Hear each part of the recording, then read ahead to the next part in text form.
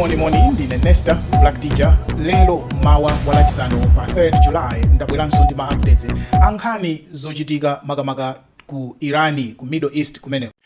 Nkhani yathu yayikulu yochokera ku Irani lero ndiyonena kuti mawa mwambo wamaliro wa yemwe adali mtsogoleri wa dziko la Irani, the supreme leader Ayatollah Khamenei uyambika. Mwambo umenewu ukhala ndithu sabata yonse yomwe dziko la Irani anthu akhale akulira ndi kukumbukira mtsogoleri wawo. Mwambo uyamba mawa pa 4 July ku Tehran kumene kukhale anthu kutuluka kubwera kuzaona, ndipo ukhala ukupitirira akupita naye m'madera osiyanasiyana mpaka kukamalizira kumudzi kwawo kwa Ayatollah Khamenei kumene akayikidwe m'manda pa 9 July mchaka cha 2026. Maliro a Ayatollah woyamba mu chaka cha 1989 kunatuluka anthu pafupifupi 10 million, ndipo chaka chino akuyembekezeranso kuti maliro a Ayatollah amene watisiya chaka chinoyi kukhala anthu opotsera amene adatuluka chaka cha 1989. Tidziwe kuti chaka chino chifukwa cha nkhondo yomwe yakhale kuchitika kumeneko, Irani yalephera kukhala ndi mwambo wa maliro mpaka lero. Ayatollah Khamenei adaphedwa pa chiyambi cha nkhondo mwezi wa February, ndipo maliro ake akhala asanachitike kamba ka nkhondo yomwe yakhala ikuchitika mpaka lero. Tili ku Irani komweko tinakamba mu update yomwe tinachita dzulo kunena kuti zokambirana zapakati pa Irani ndi America zinatha ku Doha kumeneko ku Qatar. Ndiye anali asanatipase ma details zimene agwirizana, koma timadziwa kuti zokambirana zinali zokhuzana ndi Strait of Hormuz.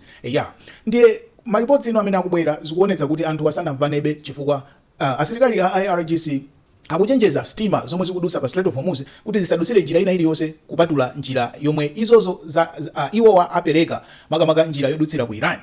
Ndiye tikudziwa kale kuti iwowa akufuna stima zidusira ku Irani, iwowa adzipanga manage polipiritsa stima zimenezi.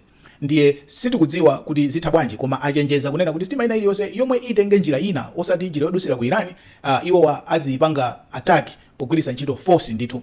Ndi zimene zinachitika sabata yatha pamene iwo anapanga ataki ndi madrone stima zingapo ndi kuti America nayonso ipite ikapange ataki Irani. Kukamba nkhani za America, IRGC yomweyi yaopsezanso dziko la America kunena kuti ngati achite ataki ina iliyonse adziwe kuti Irani iwayankha mwamphamvu ndiponso mwansanga. Ndiye nkhani zonse zomwe zikutulukazi zikutionetsa kuti kumene kube anthu asanamvane. Iraninso yanena kuti itsegula njira zoti azilumikizana direct ndi America ngati pakhale kusiyana maganizo. Leader wa parliament nene kuti mtsogoleri wa parliament ya ku Irani kumeneko ndi amene analankhula zimenezi dzulo. Nkhani ina ndiyonena kuti dziko la Irani ladandaula ku United Nations kamba ka zimene dziko la Israeli lalankhula zokhuzana ndi mtsogoleri wa dziko limene la Irani Mojtaba Khamenei.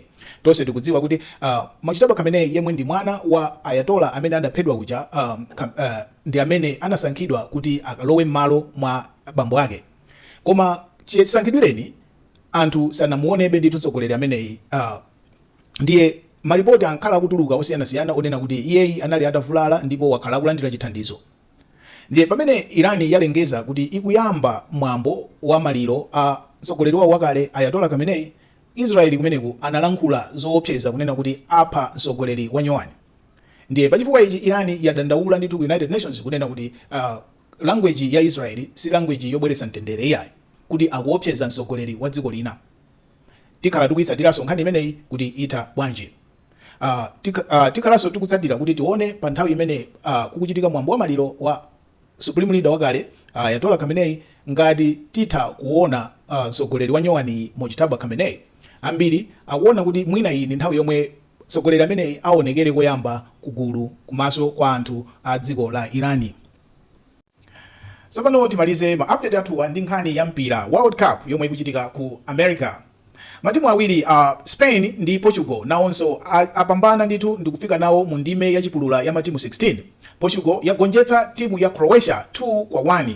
Portugal imasalira Croatia itagoletsa koyamba 1-0, koma Cristiano Ronaldo yemwe ndi captain wa timu imene ya Portugal anapanga equalize po chinya penalty kukhala 1-1.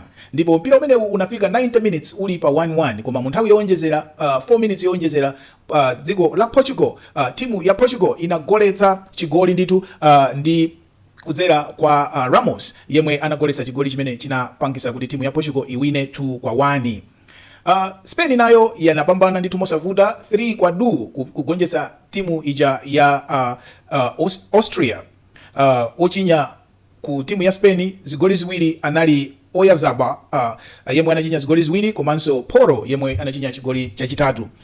Padakali pano masewera apakati pa Switzerland ndi Algeria ndi timu ina ya ku Africa imene ili kumeneku yomwe ili ndi mwayi oti itha kupitirira ku group of 16.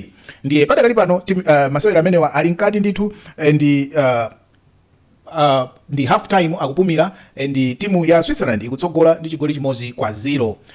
Tikupasirani malizatsi ya game imeneyi ikatha. Ndine Nesta the Black Teacher. Tsukani.